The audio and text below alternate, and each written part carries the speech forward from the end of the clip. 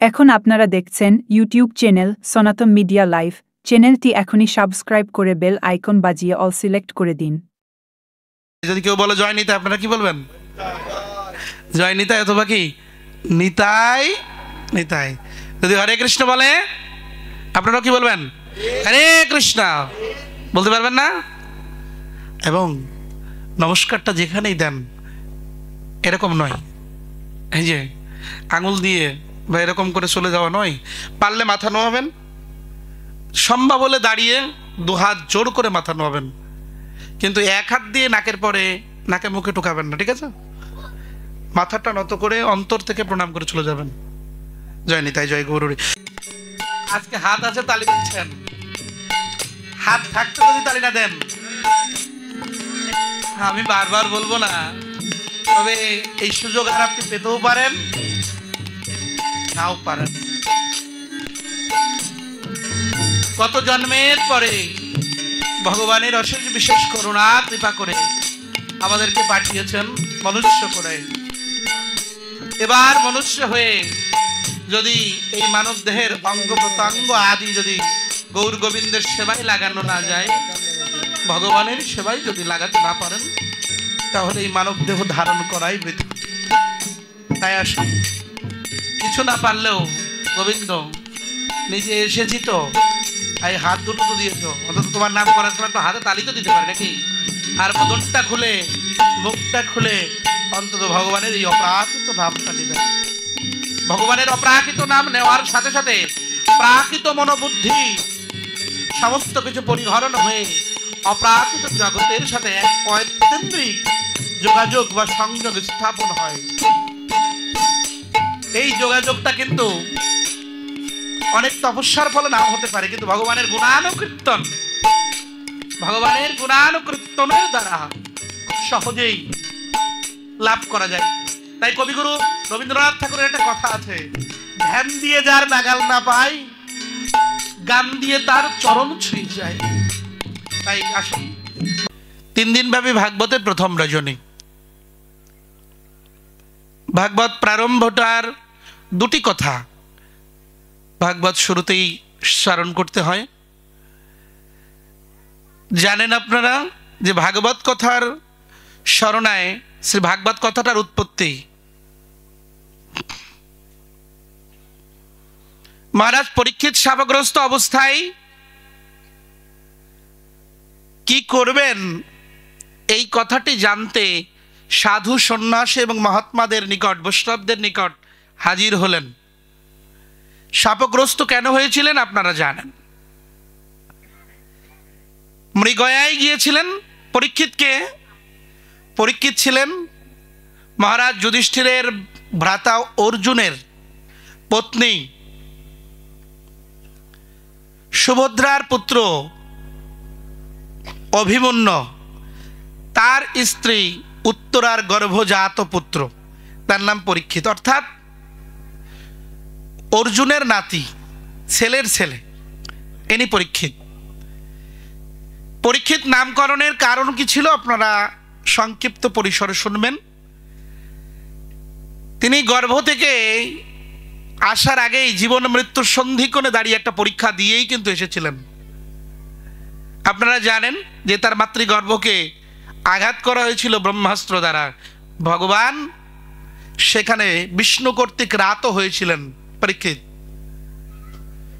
ভগবান ভক্তের জন্য কি কি করতে পারেন তার একটা উজ্জ্বল দৃষ্টান্ত হচ্ছে রাজা পরীক্ষিত। সুভদ্রা যে হাতে পায়ে ধরলেন, ভগবানকে বললেন, ভ্রাতাশ্রী আপনি কৃপা করে আমার এই বংশধরকে আপনি রক্ষা করুন। ভগবান দয়া পরবশ হয়ে মাতৃ জঠরে প্রবেশ করে ওই ব্রহ্মবানকে, ব্রহ্মসাপকে, ব্রহ্মবানকে, ব্রহ্মাস্ত্রকে নিবৃত্ত করার জন্যে নিজে বক্ষ পেতে দিয়ে সেদিন ভক্তের রক্ষা করেছিলেন। সেই পরীক্ষায় উত্তীর্ণ হয়ে এসেছিলেন বিধায় তিনি পরীক্ষিত। এই পরীক্ষিতের তৎকালীন থেকে একটা স্বভাব হয়ে গিয়েছিল। রাজা পরীক্ষিতের কি অভ্যাস হয়েছিল, তিনি পৃথিবীতে এসে সব জায়গায় খুঁজতেন, দেখতেন যে আমি যে রূপ গর্ভে দর্শন করেছিলাম এই রূপের সেই রূপমাধুরী কোথায় আছে, কার কাছে গেলে, কোথায় গেলে তাকে পাওয়া যাবে, খুঁজতে থাকতেন। পরীক্ষিত, এই পরীক্ষিত মহারাজ কালক্রমে রাজ্য হাতে নেওয়ার পরে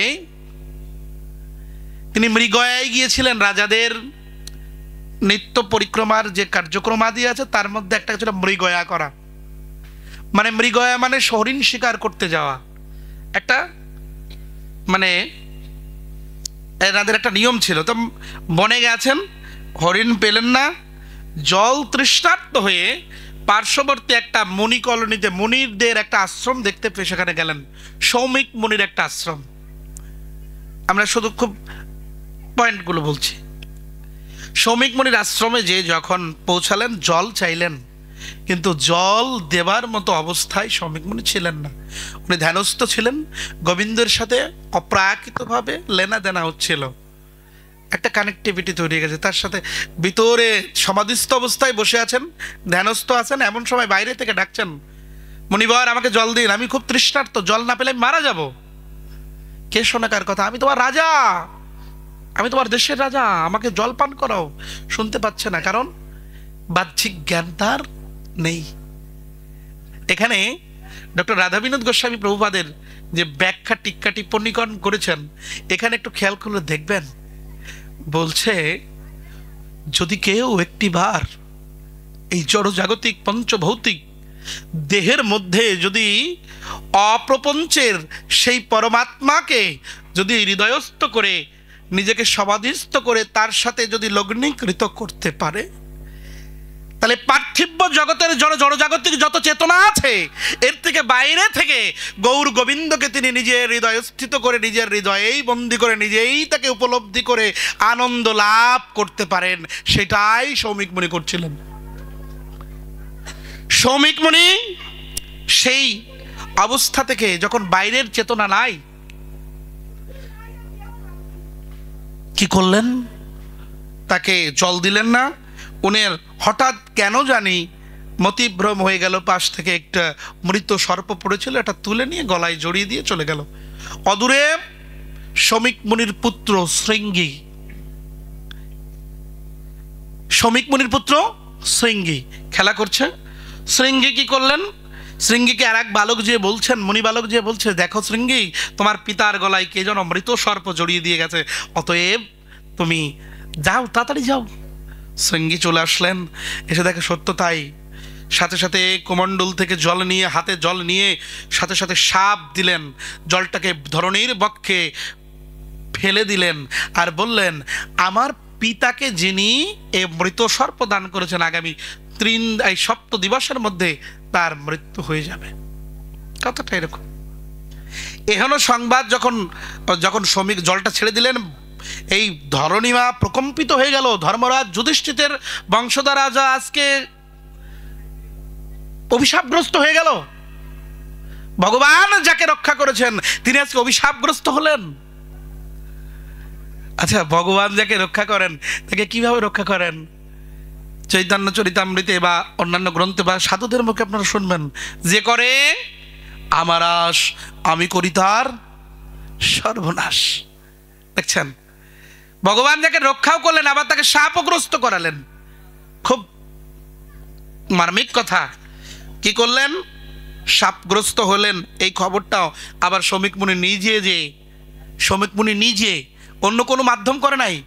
মুনিবর যখন নিজে গেছে, আপনারা ভাগবতটা খুলে দেখবেন, ঋষি যখন সংবাদ দিতে গেছেন, রাজা পরীক্ষিত আসন থেকে নেমে এসেছেন।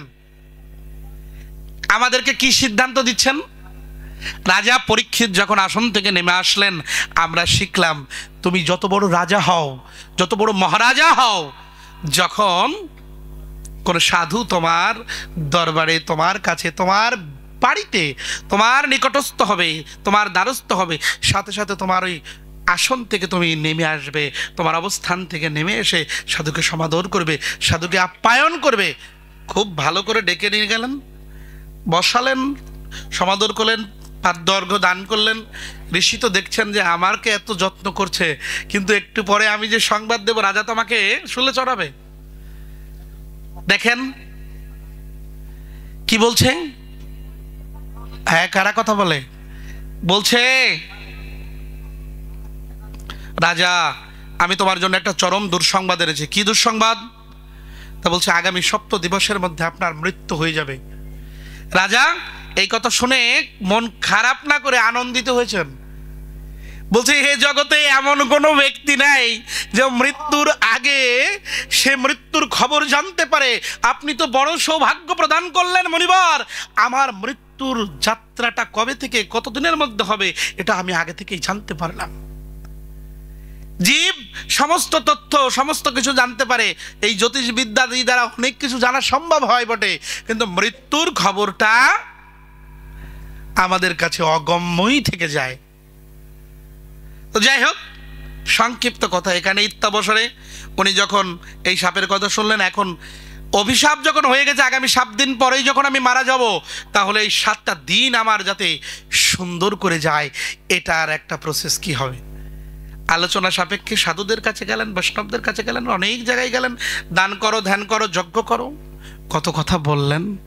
সর্বশেষ সিদ্ধান্ত হলো, যেখানে হরি কথা হবে, হরি কথা শুনলে আপনি এই শাপগ্রস্ত অবস্থা থেকে আপনি মুক্তি পাবেন। বাবা, এই সাপ কিন্তু একমাত্র পরীক্ষিত মহারাজের পরে নয়। এ কথা শুধু আমি নয়, প্রত্যেক ভাগবত বক্তা বলে যাবেন বটে, কিন্তু আপনি যদি ধারণ না করেন তাহলে এই কথার দ্বারা কাজ হবে না। এই অভিশাপ আমাদের সবার উদ্দেশ্যে দিয়ে দিয়েছেন। এই 7 দিনের মধ্যেই আমরা মারা যাব, কেউ এর বাইরে যাব না বাবা। এই 7 দিনের বাইরে আমাদের কারো মৃত্যু হবে না।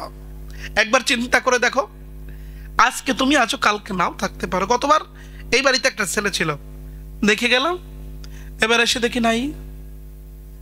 যে ঘরে আমি আছি, বিপ্লবদের ঘরে, ছোট ভাইটা তো নাই নাকি। অভিশাপগ্রস্ততা জীবের পরে দিয়ে দিল, জীব এই সপ্ত দিবসের মধ্যে তোমারও মৃত্যু স্বাদ গ্রহণ করতেই হবে। শ্রীমদ্ ভগবৎ গীতাতে তাই ডেকে ডেকে বলেছেন, জাতস্য হি ধ্রুব মৃত্যু। যিনি মৃত্যু, তার প্রত্যেককেই মৃত্যুর স্বাদ নিতে হবে। যিনি জন্ম গ্রহণ করেছেন, জাত হয়েছেন, যার জন্ম হয়েছে, মাতৃগর্ভ থেকে যিনি এসেছেন, বীজ থেকে যার সৃষ্টি হয়েছে, তার মৃত্যু অবশ্যই অবসম্ভাবী। আপনি আমি কেউ থাকবো না। তাহলে এই অভিশাপটা শুধু পরীক্ষিতের না, অভিশাপটা আমাদেরও। পরীক্ষিত মহারাজের কাছে প্রশ্ন আসলো, পরীক্ষিত, তোমার এই 7টা দিন তুমি সুন্দরভাবে যদি কাটাতে চাও, তাহলে তোমাকে হরিকথা শুনতে হবে। বলে, হরিকথা কার কাছে শুনবো, কতজনের কাছে শুনবো, কোথায় শুনবো? অনেক কথা। সর্বশেষ বলল, সিদ্ধান্ত আসলো যে ব্যাসের নন্দন শুকদেব গোস্বামী আজীবন ব্রহ্মচারী, শুকদেব গোস্বামী যদি কৃপা করে আপনাদেরকে সেই হরিকথা শোনান, আপনি শুনলেও শুনতে পারেন। এ কথা তো সবার কাছে পাবে না। তা বলছি, শুকদেব গোস্বামী আজন্ম ব্রহ্মচারী ল্যাংটা সাধু, এনি তো এক জায়গায় এত সময় থাকেন না।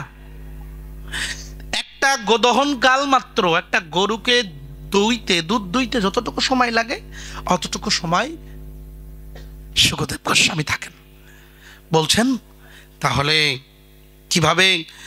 বলছে তো, সাধুরা উত্তর দিচ্ছে, বলছে থাকেন, যে কোনো জায়গায় যে একটা গোদহন কাল মাত্র অপেক্ষা করেন, কিন্তু যেখানে হরিকথা হয়, যেখানে হরিভক্তের আগমন হয়, সেখানে অনন্ত অনন্ত কাল ভক্ত ভগবানের মেলবন্ধনে তিনি বসে থাকতে পারেন, ইহাতে কোনো সন্দেহ নাই। তাহলে হরিকথা কেন শোনে? তাহলে বলছে, এই শাপগ্রস্ত অবস্থা থেকে মৃত্যু পথ যাত্রী কি করলে পরিত্রাণ পাবে এই মৃত্যু ভয় থেকে, এই শাপগ্রস্ত অবস্থা থেকে? এখান থেকে ভাগবত কথার উৎপত্তি। অর্থাৎ এই ভাগবত কথা কার জন্যে? মৃত্যুপথ যাত্রীর জন্য। এখন আপনারা কি মৃত্যুপথ যাত্রী? আমরা প্রত্যেকেই যাত্রী। সুতরাং এই জন্য আমাদের এই কথার পৃষ্ঠে কথা দিয়ে আমাদের এই হরিকথা শ্রবণের আয়োজন করা হয়। ভাগবত কি বলছে শোনেন। ভাগবতের প্রথম স্কন্ধের 7ম শ্লোকে, 7ম অধ্যায়ের 7 নম্বর শ্লোকে বলছেন, যস্যাং বৈ শৃণুমানায়াম কৃষ্ণে পরম পুরুষে ভক্তিরুৎপদ্যতে পংশ শোক মোহ ভয় পাপ ভাগবত শ্রবণ করতে করতে কি হবে? আপনি ভাগবত শ্রবণ করবেন, আপনি যদি জানেন যে এই মালা জপ করলে আমার এই পুণ্য হচ্ছে বা এই লাভটা হচ্ছে, আপনি কিন্তু খুব সুন্দর করে করবেন। প্রসাদটা পেলে আমার এই কৃপাটা হয়, এটা যখন আপনি বুঝতে পারবেন আপনি প্রসাদ পাবেন তখন। কিন্তু আপনি যখন বুঝতে পারবেন না তখন ভুল পথে চলবেন। তা ডেকে ডেকে বলছেন যে আপনি যে ভাগবত শ্রবণ করতে চাচ্ছেন, ভাগবত শ্রবণে কি হবে? বলছেন পরম পুরুষ গোবিন্দের ভক্তি জন্মাবে। বলছে তাই যশাং বই শ্রুণময়নায়ম, যার কথা শ্রবণ করার সময় শ্রবণ করলেই বলছে যে পরম পুরুষ গোবিন্দে তার ভক্তি জন্মাবে। ভক্তি জন্মালে কি হবে? আমার গোবিন্দের প্রতি ভক্তি হলো, ভক্তি জন্মালে আমার কি হবে বাবা? আমার বাড়িতে আমি একটা গাছ লাগালাম, এই গাছটা বড় হলো, এই গাছটা যদি ঝাল গাছ হয় তাহলে দুটো ঝাল দেবে, ওটা তরকারিতে দিলে তরকারি ভালো লাগবে। আর যদি অন্য কোনো গাছ হয় তাহলে যদি কাজের গাছ না হয় তা কি করে? কেটে ফেলাবে। তার মানে আমি ওই পথেই যাব না। তাহলে হরিকথা শ্রবণ করলে যদি ভক্তি জন্মায়, একবার ভাবুন এই ভক্তি জন্মালে কি হবে বাবা? বলছে ভক্তি কি করে? ভক্তি শোক হারিনি। এই ভক্তির দ্বারা তার সমস্ত শোককে হরণ করে। আমরা শোক করি, এই জগতে প্রত্যেকটা মানুষের শোক আছে। টাকার শোক, বন্ধু হারানোর শোক, বান্ধব হারানোর শোক, পিতা হারানোর শোক, মাতা হারানোর শোক, স্ত্রী পুত্র কন্যা শোক, অর্থ শোক, প্রত্যেকটা বিষয়ের শোক আছে। বলছে ভক্তি তার শোককে হরণ করে। কি শক্তি! আপনার যে ভক্তিটা জন্মগ্রহণ করলো, এই জন্মগ্রহণ করার সাথে সাথে আপনাকে এই ভক্তিটা আপনার মধ্য থেকে শোককে হরণ করে নিয়ে আসবে। কি বলছেন? বলছেন যে মোহহারিণী। আমরা মোহমায়ায় সবসময় আবিষ্ট, অনুরক্ত। মোহটা কি, মায়াটা কি? বলছে যে জিনিসটা যেমন ওই জিনিসটা ওইরূপভাবে না দেখে অন্যভাবে দেখাটাই এক ধরনের মোহ। এনাকে দেখলে আমার মায়ের কথা মনে পড়ে, কিন্তু মায়ের কথা মনে না পড়ে মায়ের স্বরূপে মাকে না জ্ঞান করে আমি যদি অন্য জ্ঞান করি, তাহলে সেটা বুঝতে হবে আমার একটা মায়া বা মোহ জন্মগ্রহণ করেছে। তা বলছে ভয় হারিনি। ভয় কিসের? এই জগতে সবচেয়ে ভয় কিসের বলেন তো? আমরা এই জগতে ঘুরছি, ব্রহ্ম ভুবনলোকে পুনরাবর্তী না অর্জুন। শ্রীমদ্ ভগবত গীতাই বলছেন অর্জুন ব্রহ্ম ভুবনলোকে, এই যে ভুবনের এইখানে বারবার আসা আর যাওয়া হচ্ছে, সাইকেলিং হচ্ছে। কিভাবে? আমার পিতা থেকে আমার দাদু থেকে আমার পিতা, পিতা থেকে আমি, আমি থেকে আমার পুত্র। দাদু চলে গেলেন, বাবা চলে গেলেন, আমি চলে যাবো, একসময় আমার পুত্রও চলে যাবে, আসতে থাকবে। ডে বাই ডে আপডেট হচ্ছে, সাইকেলিং হচ্ছে। ওই যে বাটন মোবাইল ছিল, এখন কি হয়েছে? এখন আস্তে আস্তে কিটক্যাট, জেলিবিন, অ্যান্ড্রয়েড, এরপরে আরও না জানি কত রকম ভার্সন আসবে। ছিল কি একটা সাধারণ মোবাইল ফোন, হয়ে গেল কি আমরাও তেমন ভেঙে চুরে ওই ফটোকপির থেকে ফটোকপি, ফটোকপির থেকে ফটোকপি হতে এক সময় অন্য রকম হয়ে যাচ্ছে। তদ্রূপ মনুষ্য এই যে আব্রহ্ম ভবনকে ঘুরছে, ঘূর্ণিপাকে ঘুরছে, এই ঘুরতে ঘুরতে ঘুরতে ঘুরতে আপনি এবার কিন্তু কি হয়েছেন বলেন তো? মানুষ হয়েছেন। এবার কি হয়েছেন? মানুষ। এই 84 লক্ষ জনি ভ্রমণ করে এবার মানুষ হয়ে একবার হা কৃষ্ণ হা রাধে বলে গোবিন্দকে ডাকার সৌভাগ্য লাভ করেছেন।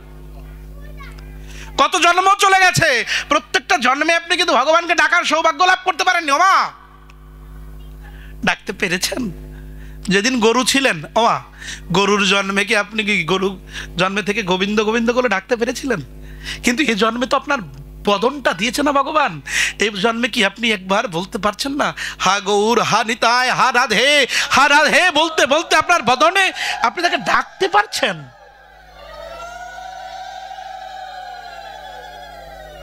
এই বদন দিয়ে ডেকে বলতে পারছেন যে প্রভু আমি তোমার, তুমি আমার, তুমি বিনা এই জগতে আমার আপন আর কেউ নেই। যদি বলতে পারেন, যদি কোনোদিন বলতে পারেন যে প্রভু তুমি আমার, এ জগতে পিতাকে বলেছি, মাতাকে বলেছি, স্ত্রীকে বুকে জড়িয়ে নিয়ে বলেছি যে তুমি আমার। কিন্তু একবার ভাবুন তো, কোনদিন কি গোবিন্দকে বক্ষে নিয়ে বলেছেন গোবিন্দ তুমি আমার? কিছু না পারো, গোবিন্দের চিত্রপট কি একবার রাধারানীর চিত্রপটটা বুকে নিয়ে বলতে পেরেছে হানিতাই হা গৌর হা রাধে, এই জগতে আমার সবাই পার হতে পারে, তুমি তো আমার পর না, তুমি আমার আর আমিও তোমার, তুমি বিনে এ জগতে আর কোনো বান্ধব নেই গোবিন্দ, এ জগতে পারের কান্ডারি একমাত্র তুমি। এই মনুষ্য দেহ ধারণ করে কেবলমাত্র তোমাকে তোমাকে ভালোবাসার মতো শক্তি ভক্তি আমি লাভ করেছি গোবিন্দ। এখনো মনুষ্য জনম যেন আমার বৃথা না যায়, তুমি এই কৃপা করো, এই শক্তি আমাকে দান করো। যেদিন বলতে পারবেন না সেদিন দেখবেন হৃদয়টা কত বড় হয়ে গেছে।